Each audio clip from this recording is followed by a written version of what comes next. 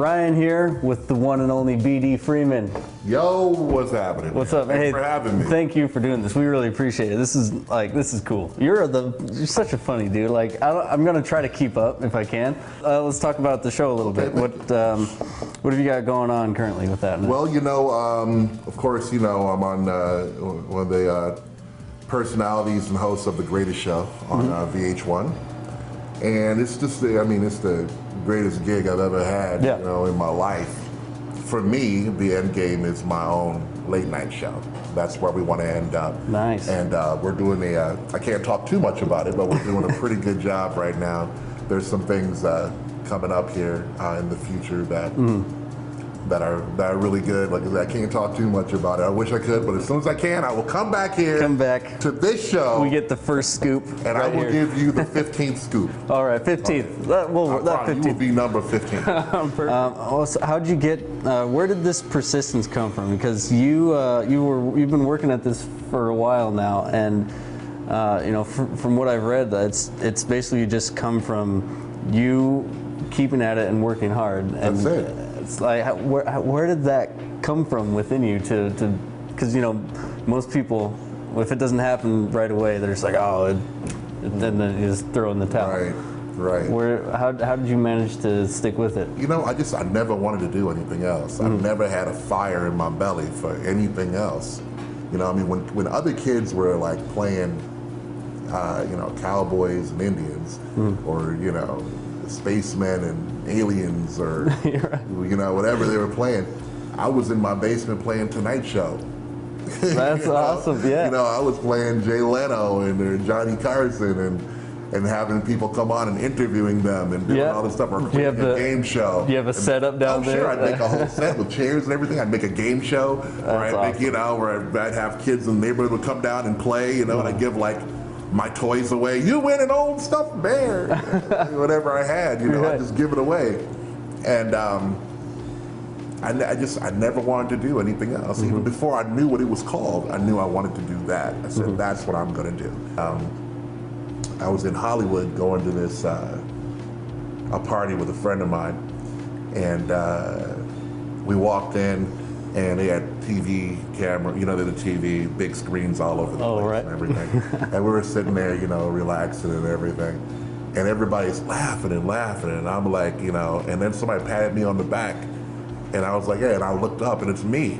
Oh. And they're watching me, and everybody just laughing, and it felt so great, because when I saw what they were watching, I was able to think back to, I didn't write that part. I had wrote it, and then I had thrown it out the last minute, because I was able to tune in to the funny, that was going on in my head, And I took some different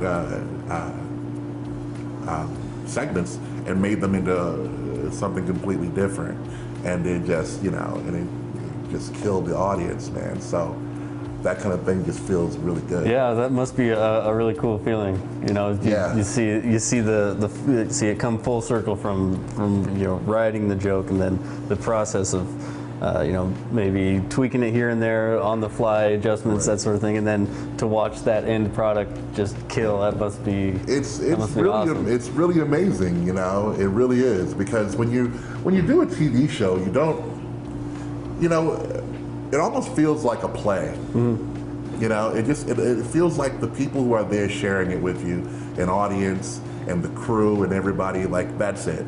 Right. That's the whole thing. And when you leave there, only the people who are there are the people who witnessed it. And it sort of feels like that. Right. So when you go out on the street and people are like, oh, hey, it's so strange, because you almost feel like, how do you know? Like, how did you were you there? It still feels like that to me. And this is I'm going to my 4th season now, but it still feels like this small thing that only the people, it's like a little play that I'm doing every week. And actually, millions of people are watching it. So to know that those people are getting great laughs from stuff that I did, and from something that I care so very much about, because I take my comedy so seriously. And when people see that, when they do an interview with me like you're doing now, I take it really seriously. And I'm a student of comedy, and I'm a student of being an entertainer. And it just means the world to me. So when I see people really enjoying that, it's like, yes. If your friends around you are telling you lies, they're telling you stuff that, you know, they're just filling your head full of nonsense and just being nice to you, you need to get rid of those people. You know what I mean? Find some people that help you find what it is that you're good at. Because you might be 48 years old, but at 50 years old, you're going to be a millionaire. You don't know that.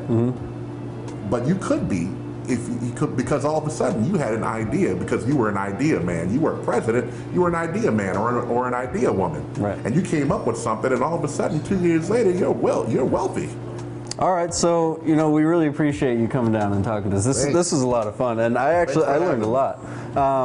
Anything else you want to say to the folks out there before we? Oh yeah, man! I just want to thank all my fans and friends and people who support me and support the greatest show on VH1, and we just, on behalf of the whole cast, we just love you guys and we appreciate you. Really, thank you guys. You guys mean a lot to us. You mean a lot to me, so thank you. Appreciate you. Awesome. Well put. All right. Well, thanks again. It was really nice talking with you. Me. Absolutely. And we'll Great get you. Time. We'll have to catch up again next time you come through town. Right on, man. I'd love to be there, man. Cool. Let's do it.